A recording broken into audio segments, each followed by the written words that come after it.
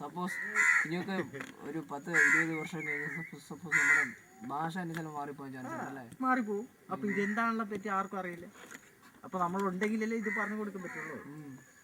ഇപ്പം ഞാൻ ചെറുപ്പത്തില് ഇതുപോലെ തീ കൂട്ടിയിരിക്കും വട്ടത്തിൽ ആളുകളൊക്കെ കഥ പറയുകയും നൃത്തമാടുകയും കാലഘട്ടം ഉണ്ടായിരുന്നു. അതായത് തീയുടെ വെളിച്ചത്തിൽ ആണും പെണ്ണും കുട്ടികളും തിരിവില്ലാതെ ആനന്ദം നൃത്തമാടുന്ന ഒരു കലയുണ്ടായിരുന്നു ആ ദിവസമൊക്കെ.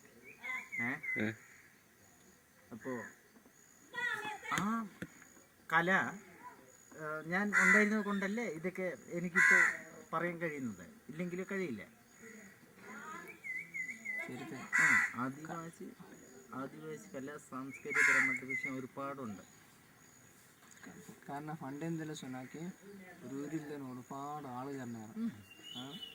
അപ്പോൾ വൈകുന്നേരം സമയമാക്കി എല്ലാവരും ഒത്തിരിച്ചിലാണ് അതിത്തെ തിയേറ്റർ വള്ളത്തിയുടെ വട്ടത്തിലിരുന്ന് ഒരു കാര്യങ്ങൾ ഇങ്ങനെ കഴിഞ്ഞ് ചുട്ടും തന്ന് തരംതിരിവില്ലാതെ അതിനകത്ത് പങ്കിട്ട് കൊടുത്ത് എല്ലാവരോടും വീതം വെച്ച് ഒരു വ്യക്തിക്കായിട്ട് കഴിക്കില്ലല്ലോ. അങ്ങനെ ഒരു വ്യക്തി സ്ഥാനവും ഇല്ല, കഴിക്കും പാടില്ലെന്നുള്ളതാണ്.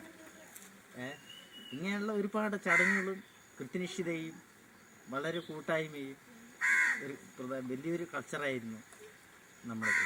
പക്ഷെ അതൊക്കെ ഇന്നിപ്പോൾ ഇല്ല. അത് അങ്ങനെ വേണം നമ്മൾ പഠിക്കാനായിട്ട്.